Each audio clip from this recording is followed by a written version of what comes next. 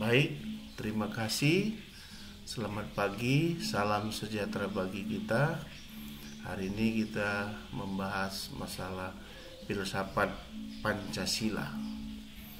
Filsafat, nilai-nilai hasil pemikiran yang sedalam-dalamnya tentang kehidupan yang dianggap paling baik bagi bangsa Indonesia adalah Pancasila atau filsafat Pancasila. Filsafat Pancasila mempunyai fungsi dan peranan sebagai pedoman dan pegangan dalam sikap, tingkah laku, dan perbuatan dalam kehidupan sehari-hari, dalam kehidupan bermasyarakat, berbangsa, dan bernegara bagi bangsa Indonesia dimanapun mereka berada masih di wilayah Indonesia. Pembahasan Pancasila secara ilmiah. Ilmu pengetahuan disebut ilmiah harus memenuhi syarat keilmiannya, yakni berobjek, bermetode, bersistem, bersifat universal. Pancasila dapat disebut suatu ilmu pengetahuan yang memenuhi syarat keilmiaannya. Yang pertama, yakni berobjek, objek formal dan objek material. Objek Pancasila memiliki objek formal. Pancasila dapat dibahas dari berbagai sudut pandang, misalnya dari sudut pandang moral, maka terdapat bidang pembahasan moral Pancasila. Dari sudut pandang ekonomi, maka terdapat bidang pembahasan ekonomi Pancasila. Dari sudut pandang pers, maka terdapat bidang pembahasan pers Pancasila. Dari sudut pandang hukum dan kenegaraan, maka terdapat bidang pembahasan Pancasila yuridis kenegaraan. Dari sudut pandangan filsafat, maka terdapat bidang pembahasan filsafat Pancasila. Objek Pancasila memiliki objek material, sudut objek yang merupakan sasaran pembahasan dan pengkajian Pancasila yang bersifat empiris dan non-empiris. Objek material pembahasan Pancasila adalah bangsa Indonesia dengan segala aspek budayanya dalam bermasyarakat, berbangsa, dan bernegara. Objek material empiris Pancasila adalah semua hasil budaya bangsa Indonesia yang berupa lembaran sejarah, bukti-bukti sejarah, benda-benda sejarah, benda-benda budaya, lembaran negara, lembaran hukum maupun naskah-naskah kenegaraan lainnya maupun adat istiadat bangsa Indonesia sendiri.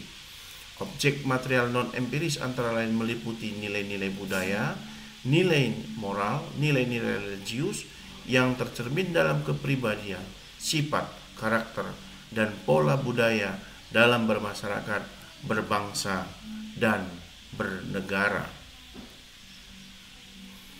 Bermetode, Pancasila dapat disebut suatu ilmu pengetahuan yang memenuhi syarat keilmuannya. Yang kedua, yakni bermetode. Setiap ilmu pengetahuan ilmiah harus memiliki metode, yakni seperangkat cara atau sistem pendekatan dalam rangka pembahasan untuk mendapatkan suatu kebenaran yang objektif. Metode dalam pembahasan Pancasila sangat tergantung pada karakteristik objek formal maupun objek material Pancasila.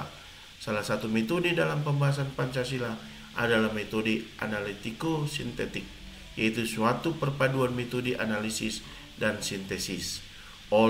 Karena objek Pancasila banyak berkaitan dengan hasil-hasil budaya dan objek sejarah, oleh karena itu lazim digunakan metode hermeneutika, yaitu suatu metode untuk menemukan makna di balik objek.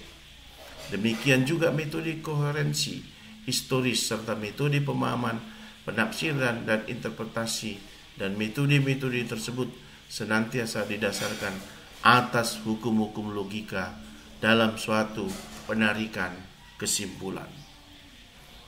Pancasila bersistem. Pancasila dapat disebut suatu ilmu pengetahuan yang memenuhi syarat keilmiannya. Yang ketiga, yakni bersistem.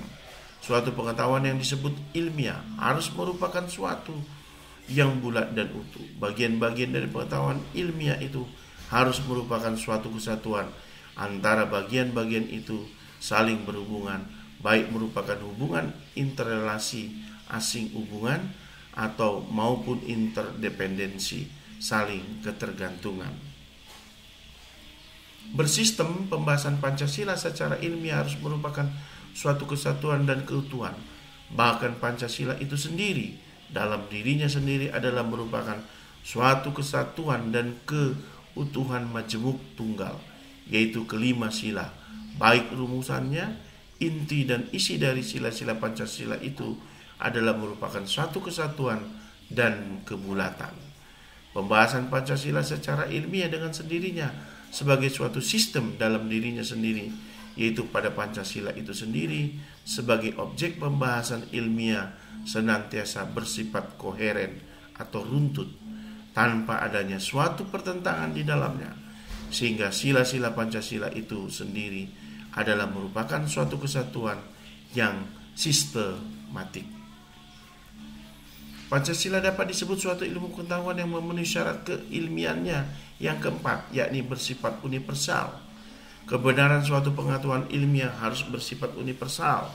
Artinya, kebenarannya tidak terbatas oleh waktu, ruang, keadaan, situasi, kondisi, maupun jumlah tertentu.